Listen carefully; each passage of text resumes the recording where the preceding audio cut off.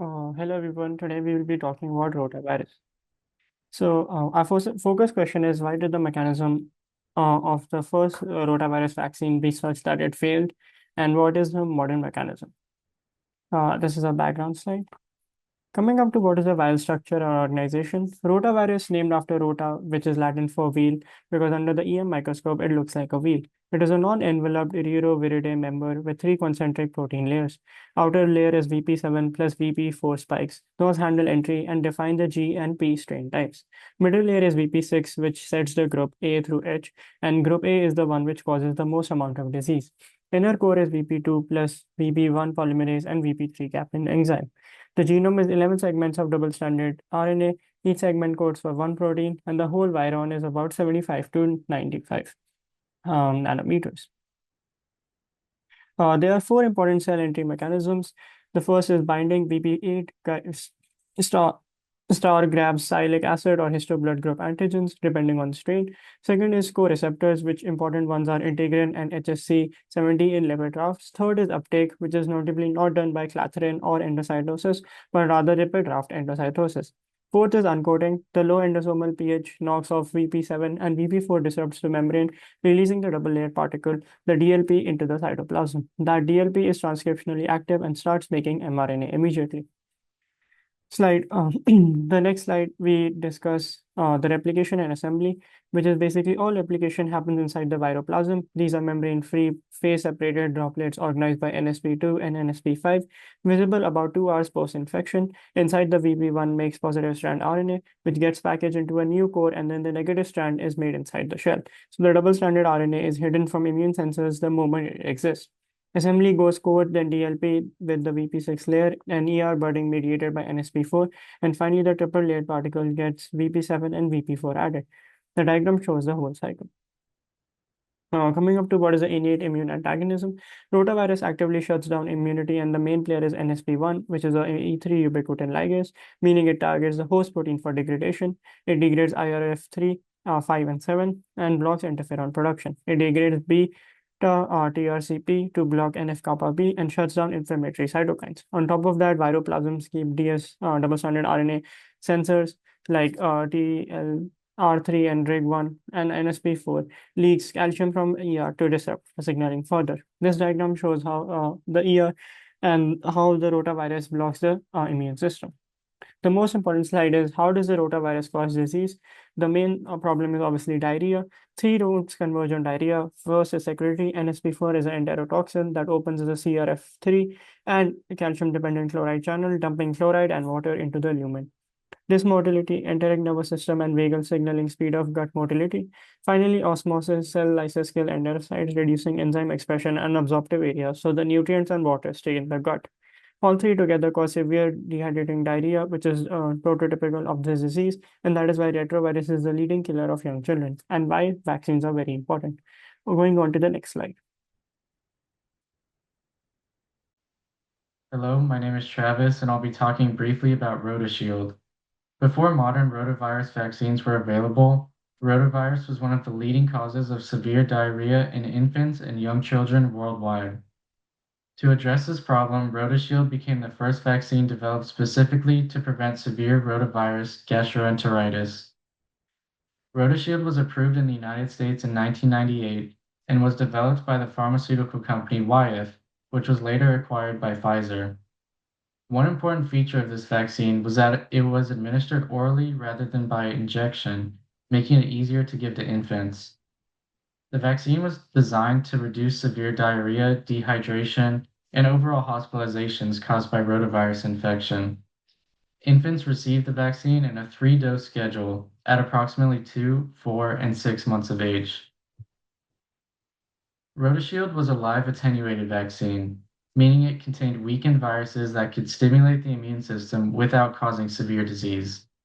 It was also a tetravalent vaccine, which means it targeted 4 different rotavirus serotypes, as shown in the figure to the left. To achieve this, researchers created the vaccine using rhesus monkey rotavirus strains combined with human reassortant strains.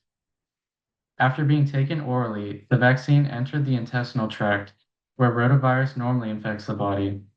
The weakened viruses mimicked a natural infection and stimulated an immune response in the gut. This led to the production of protective antibodies, particularly IgA antibodies, which help defend against future rotavirus infections. Although RotaShield was effective at preventing rotavirus disease, concerns arose shortly after its introduction. Researchers found reports linking the vaccine to intussusception, which is a rare type of bowel obstruction where one section of the intestine folds into another. The risk appeared to be highest within 1 to 2 weeks after the first vaccine dose. Studies estimated that there is approximately one case of intussusception for every 10,000 vaccinated infants. Because of this safety concern, the CDC suspended its recommendation for RotaShield in 1999 while investigations were conducted.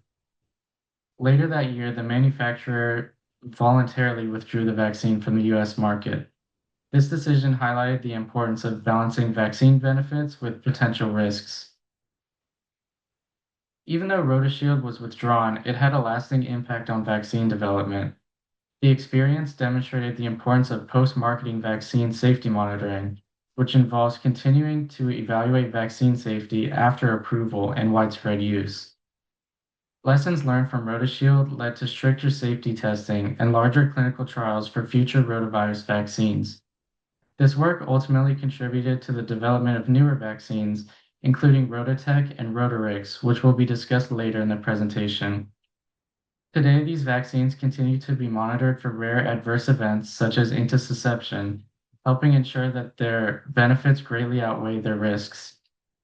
Overall, while RotaShield had a relatively short time on the market, it played a major role in advancing rotavirus vaccine research and improving vaccine safety standards. And these are our next-gen vaccines.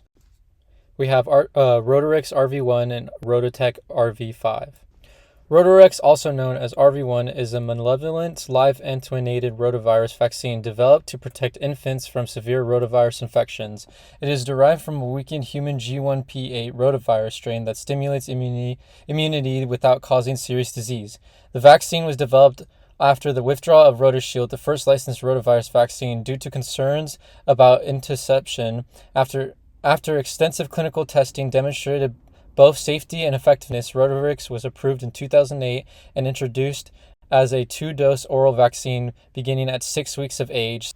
Rotarix is a live attenuated oral vaccine administered as a liquid rather than an injection, making it easier to deliver to infants. The vaccine was approved by the FDA in 2008 and is given in a 2-dose schedule beginning at 6 weeks of age. Because of rotavirus primarily infects the gastrointestinal tract, oral administration allows the vaccine to stimulate immunity directly at the site of infection. Rotarix was developed from the human G1P8 rotavirus strain and was designed to provide strong protection against severe rotavirus gastritis while maintaining a favorable safety profile. Today, it is included in routine childhood immunization programs in many countries around the world. So Rotarix works by exposing the immune system to a weakened form of rotavirus that replicates at low levels within the intestinal tract without causing severe illness. This process mimics a natural infection and allows the immune system to recognize viral antigens and mount a protective response. In response to vaccination, the body produces rotavirus-specific antibodies, particularly IgA antibodies, that help protect the gastrointestinal tract from future infection.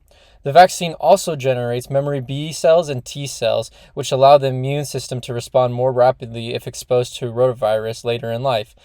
As a result, vaccinated infants are significantly less likely to develop severe diarrhea, dehydration, or require hospitalization. The efficacy of Rotarix was demonstrated through large clinical trials that compared vaccinated infants to placebo groups and measured rates of severe rotavirus disease. Results showed that Rotarix reduced severe rotavirus gastroenteritis by approximately 84.7% and decreased rotavirus-related hospitalization by approximately 85% during the first year of life.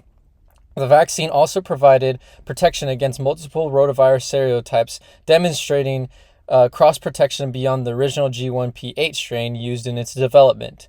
These findings indicate that Rotavirus is highly effective at preventing severe disease and reducing the overall burden of rotavirus infections, helping protect infants from one of the leading causes of severe childhood diarrhea.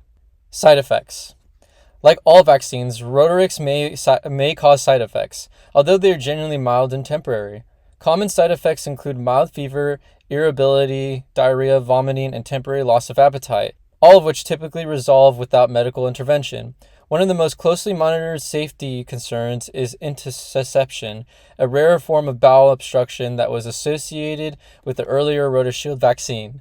However, extensive clinical trials and post-licensure studies have shown that Rotavirus has a much lower risk and is considered significantly safer. And so to replace RotaShield, RotaTech was introduced in 2006. It's an oral vaccine given to infants starting from when they're 6 weeks old. You need 3 doses for completion, and it's required to complete it before 32 weeks of age. And so they recommend that you get the doses between 4 and 10 weeks apart. And so this is a live oral vaccine that takes advantage of a reassorted W3 bovine virus, which is a cow rotavirus, non-infectious to people, and has been engineered to express either G1, G2, G3, G4, or P8 human glycoproteins. And the studies on this show that it does drive production of CD4 memory T cells, showing that it activates the adaptive immune response. And so here's just some data on the on the vaccine. We can see on the left, it's comparing seropositive to seronegative. Essentially, the dark blue bars represent individuals who had antibodies in their plasma after the vaccine, and the light blue is the placebo group, and we see that getting the vaccine does stimulate antibody production. And then on the right, we see that getting the vaccine greatly reduces the number of severe rotavirus cases. So that doesn't necessarily prove that it stops infection, but it does stop severe symptoms, which is good. And it shows that it's effective. However, there are some side effects like vomiting, diarrhea, stomach pain, bloody stool, and intussusception. Intussusception is pretty unique. It's where the small intestine slides into the adjacent segments. It's pretty serious. Some symptoms are like severe stomach pain. It can lead to cutting off the blood flow to the area, tissue death. It's really serious and it needs to be treated immediately, but it is also pretty rare. Hi, my name is Leah, and I'm going to talk about trends and future developments of the rotavirus vaccine. So, the World Health Organization recommended the implementation of a rotavirus vaccine in 2009, and it was recommended to be administered along with polio, diphtheria, and pneumococcal vaccines in infants. And since then, there have been substantial declines in global severe rotavirus cases. In the US, one study showed that positive rotavirus tests declined by 86% in children less than 5, only 4 years after the rotavirus introduction. As shown in the graph, the World Health Organization estimates that globally, 59% of infants have received their final dose of the rotavirus vaccine as of 2025. And then future developments of the rotavirus vaccine. Most of the vaccines in development differ in their routes of administration, and they're believed to improve protection in infants. So there are 2 new neonatal vaccines that are currently in development, and it is believed that vaccination during the neonatal period could provide additional protection during the first 2 months of life. And also, due to the administration route avoiding the gut, this vaccine may be less likely to cause intussusception. However, there is a concern about triggering an immature immune system, and the efficacy is in question due to the presence of maternal antibodies against the rotavirus. And then another type of vaccine in development are non-replicating injectable vaccines. And injectable vaccines are thought to bypass the issues of oral vaccines, which could be poor absorption or gut interference. And also, since it's injectable, this would also decrease the risk of the intussusception. However, the efficacy is in question of these vaccines also. One reason is that having a non-replicating or non-living vaccine may not trigger a proper immune response. And also, since the administration bypasses the mucosal barrier, it might not properly trigger the immune response that reaches the gut, which is where the rotavirus replicates. These are our references. Thank you.